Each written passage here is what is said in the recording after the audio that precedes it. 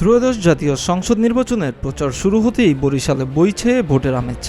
পুরুষ ভোটারের পাশাপাশি পিছিয়ে নেই নারী ভোটাররাও। তবে ভোটের শক্তিতে নারীরা এগিয়ে থাকলেও প্রার্থী হিসেবে তাদের উপস্থিতি একেবারেই সীমিত। নারীরা সংসারের ভিতর, সমাজের শক্তি, দেশের অগ্রযাত্রার সহযাত্রী। ত্রয়োদশ জাতীয় সংসদ নির্বাচনে বরিশালের ভোটের মাঠে নারীরাই বড় শক্তি, কিন্তু ভোট প্রভাব থাকলেও সিদ্ধান্তের জায়গায় নারীরা আজও পিছিয়ে। নানা সামাজিক প্রতিবন্ধকতা, নিরাপত্তাহীনতা আর পারিবারিক সিদ্ধান্তের বেড়াজালে বন্দী হয়ে পড়েছেন অনেক নারী ভোটার।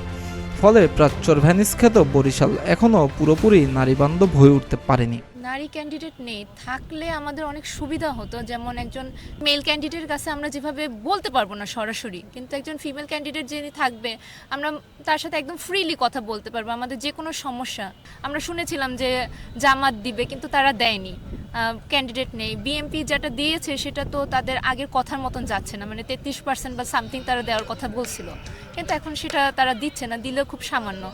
এটা খুবই একটু নেতিবাচক দিক। তাদের উচিত নারীদেরকে আরও আগিয়ে দেওয়া। আমাদের বিভিন্ন সমস্যা হয়, আমরা চাকরি ক্ষেত্রে হয়রানি থেকে শুরু করে বিভিন্ন জায়গায় বিভিন্ন ধরনের সমস্যা হয়, যেটা আমরা একজন পুরুষ ক্যান্ডিডেটের থেকে যদি নারী ক্যান্ডিডেট থাকে, দেখা গেছে আমরা বলবো এবং তারা এটা আরও ভালোভাবে বুঝতে পারবে। যেহেতু সে নিজেও একজন নারী, আমাদের কোথায় কোথায় কী কী সমস্যা হচ্ছে সেটাও ভালোভাবে বুঝতে পারবে একজন নারী। সেজন্য আমরা নারী ক্যান্ডিডেট অবশ্যই চাই। তারা মানে নির্বাচনের শুরুতে যখন নির্বাচন হবে বলছিল যে সব মেয়েদেরকেও সমান অধিকার দেওয়া হবে, কিন্তু ওই জিনিসটা এখন আর দেখতে পাচ্ছি না আমরা। আমি চাই এই যে বৈষম্যটা যাতে দূর হোক। এখানে দূর হবে কত দূর বলা যাচ্ছে না, কারণ নির্বাচনের ডেট তো চলে আসছে। ইস্তেহার আসার আগে বলা হয়েছিল যে যথেষ্ট সংখ্যক নারী নেতৃত্ব থাকবে, কিন্তু আমরা ইতিমধ্যেই দেখতে পেয়েছি যে বিভিন্ন রাজনৈতিক দলগুলো যত মানে আশঙ্কাজনক সেই মানে আসনগুলো নেই। এটা আসলে আমাদের নাগরিক হিসেবে, দেশের বাংলাদেশের নাগরিক হিসেবে এটা আমাদেরকে খুবই আশাহত করেছে। জেলার 6টি আসনে এবারের নির্বাচনে মোট 36 জন প্রার্থী প্রতিদ্বন্দ্বিতা করছেন। এর মধ্যে নারী প্রার্থী মাত্র একজন। ভোটের মাঠে তাকেও মোকাবেলা করতে হচ্ছে নানা প্রতিবন্ধকতা। বাংলাদেশের সমাজতান্ত্রিক দল বাসদের প্রার্থী ডাক্তার মনীষা চক্রবর্তী বলেন, নারীরা ভোটার হিসেবে গুরুত্বপূর্ণ হলেও প্রার্থী হিসেবে তাদের সুযোগ খুবই সীমিত। রাজনৈতিক দলগুলো চাইলে এই চিত্র বদলাতে পারত। বাংলাদেশের নারীরা দীর্ঘদিন ধরে রাজনীতিতে পিছিয়ে রয়েছে এবং সেটা পিছিয়ে রাখার অনেক বাস্তবতাও আছে। একদিকে যেরকম নারী নির্যাতন বেড়ে যাচ্ছে, আর নারীদের বিকাশের যে রাস্তা সেটা দিন দিন কঠিন হচ্ছে। আবার আরেকদিকে আমরা দেখতে পাচ্ছি যে নানান সাম্প্রদায়িক শক্তি তারা নারীদেরকে ঘরে ঢুকাতে চাচ্ছে, বাংলাদেশকে আফগানিস্তান বানাতে চাচ্ছে, নারীদের কাজ করার প্রয়োজন নাই, এই ধরনের স্পর্ধামূলক মন্তব্য তারা করছেন। ফলে আমরা মনে করি যে এটা নারীদের বিকাশের পরিবেশকে আরও বাধাগ্রস্ত করছে। আমরা একমাত্র প্রার্থী, সেটা আমাদের জন্য খুব আনন্দের কিছু নয়। আমরা বলতে চাই যে আমরা খুব খুশি হতাম যদি 36 জনের 18 জন নারী এবং 18 জন পুরুষ প্রার্থী হতেন। সেটাকে আমরা সমতা মনে করি এবং আমরা মনে করি যতদিন না সেটা অর্জিত হচ্ছে ততদিন পর্যন্ত আসলে নারীর ক্ষমতায়ন শুধুমাত্র অর্নামেন্টালি থেকে যাবে। নারীদের ক্ষেত্রে অনেক ক্ষেত্রেই পারিবারিক চাপ, পারিপার্শ্বিক চাপ এগুলি একটা ফ্যাক্টর হিসেবে দাঁড়ায়, কিন্তু এবারে আমরা দেখছি যে বিভিন্ন জায়গা থেকে নারী বিদ্বেষী বক্তব্যের যে বহর, তাতে নারীদের মধ্যে কিন্তু একটা বিক্ষুব্ধ প্রতিক্রিয়া দেখা যাচ্ছে এবং অনেক নারী স্বাধীন সিদ্ধান্ত নেওয়ার কথা ভাবছেন।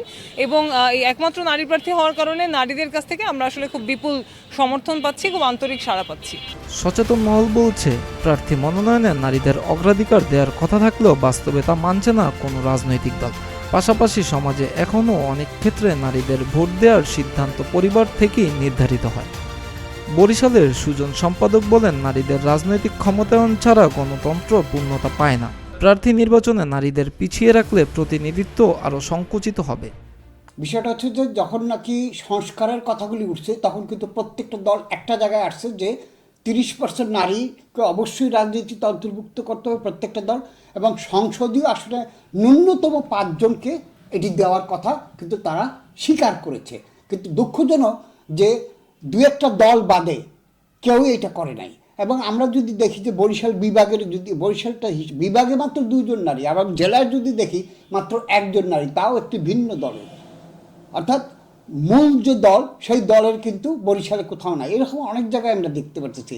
এমনকি আমরা যদি জামাত ইসলামকে দেখি, তাদের সারা বাংলাদেশে 1 জন প্রার্থীও নাই, নারী প্রার্থী, অথচ তারা কিন্তু 5 জন প্রার্থীর কথা সম্মত হইয়া এবং এটা ওয়াদাবদ্ধ হয়েছে।